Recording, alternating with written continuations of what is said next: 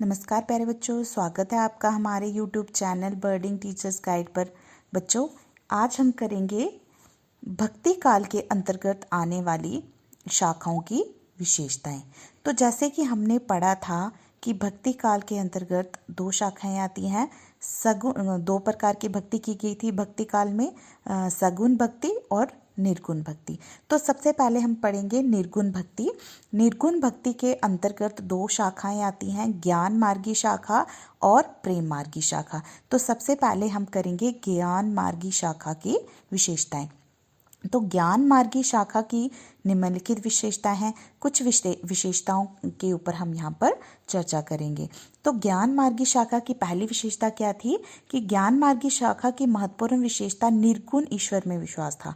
ठीक है, जैसे कि हम निर्गुण काव्य के जो निर्गुण ज्ञान मार्गी शाखा है उसके अंतर्गत जो ज्ञान मार्गी शाखा है उसकी विशेषताएं कर रहे हैं। तो इसकी सबसे बड़ी विशेषता ये थी, सबसे महत्वपूर्ण विशेषता ये थी कि इसमें निर्गुण ईश्वर में विश्वास थे। ज्ञान मार्गी शाखा की जो महत्वपूर्ण विशेषता थी वह थी निर्गुण ईश्वर में विश्वास।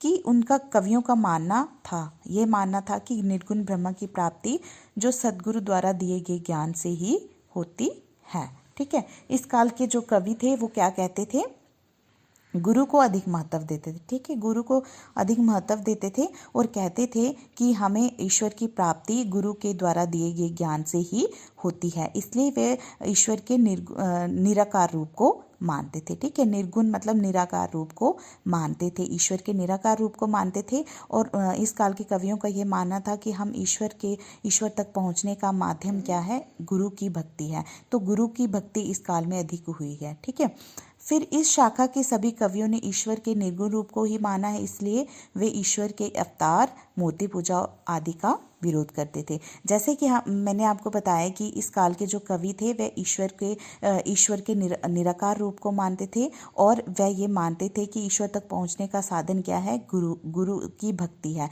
तो यहाँ पे गुरु का अधिक महत्व बताया गया है। ठीक है, तो इसलिए इस शाखा के जो कवि थे उन सबको वह सभी निर्गुण रूप को मानते थे, ईश्वर के निर्गुण रूप को मानते थे। और वह उनका मानना था कि ये जो अवतार है, ये मूर्ति पूजा है, ये सब जो है ये इनका विरोध करते थे, इन सब का विरोध करते थे। ठीक है, इस शाखा के कवि। अगली विशेषता है कि इस शाखा के कवियों का उद्देश्य एक ऐसे समाज का निर्माण करना था जहां किसी प्रकार का भेद ना हो। इन कवियों ने धर्म का असली रूप सदाचार और न्याय को माना है। उनके अनुसार तीर्थ, व्रत और पशु बलि से ईश्वर नहीं मिलता। ठीक है, तो जो ज्ञान मार्गी शाखा के कवि थे तो इन कवियों का एक उद्देश्य क्या था, एक ऐसे समाज का निर्माण करना, एक ऐसा समाज चाहते थे इस काल के कवि कि जहाँ पर किसी प्रकार का कोई भेदभाव ना हो। मतलब इस काल के जो कवि थे उन्होंने धर्म का असली रूप किसको माना है, धर्म का असली रूप क्या है, सदाचार है, न्याय है, यही धर्म का असली रूप है। और उनके अनुसार जो ये तीर्थ यात्रा है, व्रत है, पशु बलि है, ये सब बेकार है क्योंकि इनसे हम ईश्वर की प्राप्ति नहीं कर सकते। ऐसे इस काल के कवियों का मानना था कि इस काल के कवि जो थे वो ऐसे समाज का निर्माण करना चाहते थे जहाँ पे कोई भी भेदभाव ना हो। ठीक है, अगली विशेषता है इस शाखा के कवियों ने जात पात का खंडन किया है। वे सभी मनुष्यों को एक समान मानते हैं। इन कवियों ने समाज सुधार पर बल दिया है। तो इस शाखा के जो कवि थे वो जात पात का विरोध करते थे। ठीक है, जैसे हमने ऊपर पढ़ा भेदभाव नहीं करना चाहते थे वो, तो जाति पाति का भी वो विरोध करते थे, उसका भी खंडन करते थे, उसका भी विरोध करते थे और वो सभी मनुष्यों को एक समान ही मानते थे। ठीक है, तो इन कवियों ने समाज सुधार जो है उस पर अधिक बल दिया है। ज्ञान मार्गी शाखा के कवियों ने गुरु के महत्व को स्वीकार किया है। गुरु का महत्व ईश्वर से भी अधिक है क्योंकि ईश्वर तक पहुंचने के लिए गुरु ही मार्ग दिखाता है। तो यहाँ पे जैसे मैंने आपको बताया कि गुरु के महत्व पर अधिक बल दिया है, गुरु की महिमा का अधिक यहाँ पर हमें गुरु की महिमा अधिक हमें देखने को मिलती है क्योंकि इनका मानना, इस काल के कवियों का मानना है कि ईश्वर तक पहुंचने के लिए हमें क्या है, एक गुरु है वही मार्ग दिखाता है, इसलिए यहाँ पे गुरु की महिमा का वर्णन अधिक मिलता है। तो ज्ञान मार्गी शाखा जो है ये हमारी निर्गुण काव्य के अंतर्गत आती है। निर्गुण काव्य में जो कवि थे वो ईश्वर के निराकार रूप को मानते थे। अगली है प्रेम मार्गी शाखा की विशेषताएं। तो प्रेम मार्गी शाखा की निम्नलिखित विशेषताएं हैं। इसकी पहली प्रमुख विशेषता आ जाएगी कि इनके काव्य में प्रेम की प्रधानता है। प्रेम को जीवन का सबसे बड़ा तत्व मानते हुए उसके लिए साहस, त्याग और आत्म बलिदान आवश्यक बताया है। तो इस काल के जो कवि थे उन्होंने प्रेम को अधिक प्रधान, मतलब इस काल के काव्य में जो है प्रेम की प्रधानता हमें देखने को मिलती है। और उन्होंने क्या किया हुआ, इस काल के कवि जो हैं उन्होंने क्या जीवन का जो सबसे बड़ा तत्व मानते, प्रेम को उन्होंने जीवन का सबसे बड़ा तत्व माना हुआ है।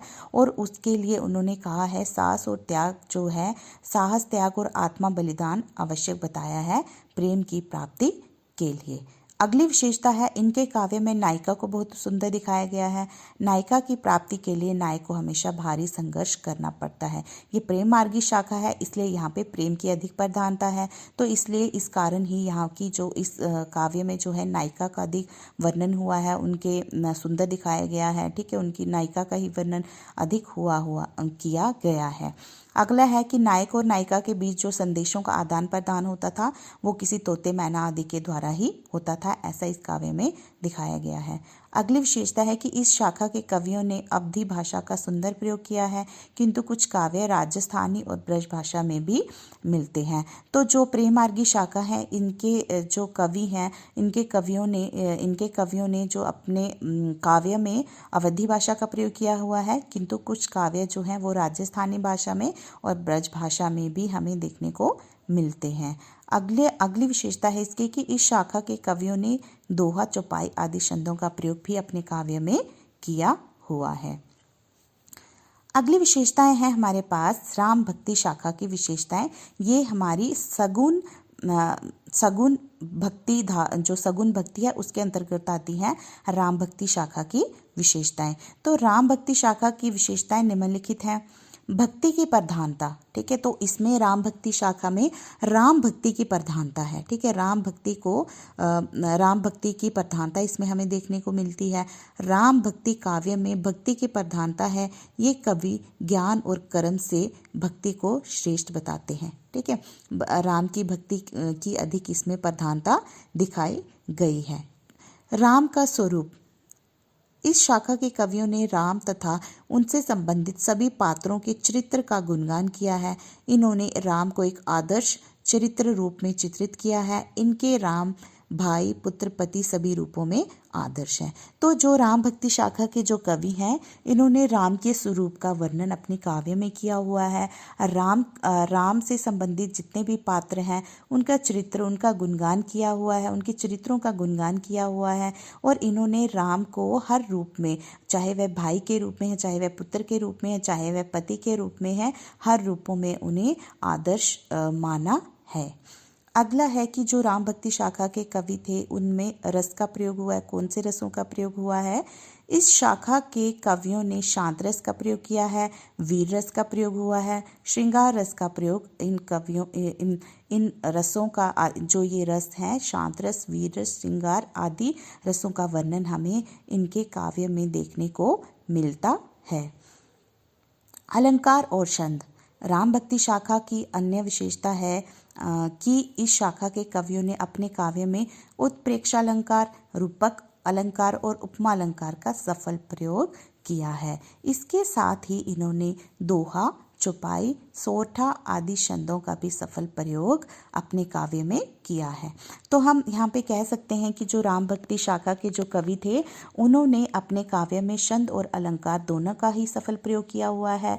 तो अलंकार में इन्होंने उत्प्रेक्षा अलंकार, रूपक अलंकार, उपमा अलंकार का प्रयोग किया हुआ है और छंद में इन्होंने दोहा, चौपाई, सोरठा छंदों का प्रयोग अपने काव्य में किया हुआ है। आगे है काव्य भाषा। काव्य की भाषा कैसी थी राम भक्ति शाखा की कवियों की?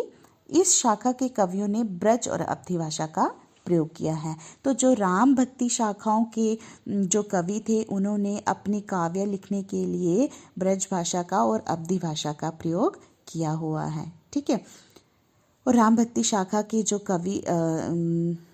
कवि थे, राम के जो अनन्य भक्त थे, वह तुलसीदास थे। ठीक है, आगे कृष्ण भक्ति शाखा की विशेषताएं। तो कृष्ण भक्ति शाखा की विशेषताएं निम्नलिखित हैं। यह कृष्ण भक्ति की निम्नलिखित विशेषताएं हैं। पहली है, इस शाखा के कवियों ने कृष्ण और उनसे संबंधित विभिन्न पात्रों के चरित्रों का चित्रण किया है। इनमें कृष्ण, राधा और गोपियों का चित्रण सबसे अधिक किया गया है। तो जैसे कि यहाँ से हमें नाम से ही पता चल रहा है कि कृष्ण भक्ति शाखा थी, तो कृष्ण भक्ति शाखा में कृष्ण भक्ति की प्रधानता थी। तो जो इस शाखा के जो कवि थे, उन्होंने कृष्ण और उनसे संबंधित जितने भी पात्र थे उनका चरित्र चित्रण अपने काव्य में किया गया है। और सबसे अधिक चित्रण किसका हुआ है? कृष्ण का, राधा का, और जो गोपियाँ थी उनका चित्रण यहाँ पे सबसे अधिक अपने काव्यों में कवियों ने किया है। अगली विशेषता है, इस शाखा के कवियों ने श्री कृष्ण के बाल रूप और युवा रूप दोनों का चित्रण किया हुआ है। तो इस शाखा के जो कवि थे उन्होंने श्री कृष्ण के जो बाल रूप था उसका चित्रण भी किया हुआ है, और जो युवा रूप था उसका चित्रण भी किया हुआ है। उसके बाद है, उनके काव्य में वात्सल्य, भक्ति और श्रृंगार रस की प्रधानता है। इस काव्य में श्रृंगार रस के दोनों पक्षों, संयोग और वियोग का प्रयोग चित्रण किया गया है। ठीक है, अब जो ये कृष्ण भक्ति शाखा के कवि थे, तो इन्होंने अपने काव्य में वात्सल्य, भक्ति और श्रृंगार रस की जो इनके काव्य में प्रधानता हमें देखने को मिलती है। ठीक है, तो उसके बाद इन्होंने अपने काव्य में श्रृंगार रस जो है उसके दोनों पक्षों का, श्रृंगार रस के दो पक्ष होते हैं, संयोग और वियोग, तो दोनों पक्षों का इन्होंने चित्रण जो है अपने काव्य में किया हुआ है। अगली विशेषता है, इस शाखा के कवियों ने दोहा, चौपाई, कवित आदि छंदों का प्रयोग अपने काव्य में किया है। अगली विशेषता है, कृष्ण भक्ति शाखा के कवियों ने अपने काव्य में ब्रज भाषा का प्रयोग किया है, परंतु मीरा ने राजस्थानी भाषा में काव्य रचना की है। ठीक है, जैसे सूरदास हैं, तो सूरदास ने अपने काव्य की रचना करने के लिए उन्होंने किस भाषा का प्रयोग किया हुआ है? ब्रज भाषा का प्रयोग किया हुआ है। लेकिन जो मीरा हैं उन्होंने राजस्थानी भाषा में काव्य की रचना की है। तो यहाँ पे हमने यही पढ़ा कि कृष्ण भक्ति जो शाखा है इसमें जो छंदों का प्रयोग हुआ है वह दोहा, चौपाई और कवित छंदों का प्रयोग किया गया है। तो कृष्ण भक्ति शाखा के जो कवि थे उन्होंने काव्य की रचना जो है ब्रज भाषा में की हुई है, लेकिन जो मीरा हैं उन्होंने अपने काव्य की रचना राजस्थानी भाषा में की हुई है। तो जैसे ये कृष्ण भक्ति है, कृष्ण से संबंधित है, कृष्ण भक्ति में की प्रधानता थी, तो कृष्ण के सभी रूपों का इसमें वर्णन किया गया है। और इसमें वात्सल्य रस, भक्ति रस और श्रृंगार रस की इसमें प्रधानता हमें देखने को मिलती है। इसके साथ साथ ही श्रृंगार रस के दोनों पक्षों, संयोग और वियोग का सफल चित्रण हमें इसमें देखने को मिलता है। तो बच्चों, आज हम इस वीडियो में इतना ही करेंगे। अगली वीडियो में हम रीतिकाल की विशेषताएं करेंगे। आई होप कि आपको ये जो टॉपिक है अच्छे से समझ में आ रहे होंगे। तो अगली वीडियो में हम रीतिकाल की विशेषताएं करेंगे। धन्यवाद।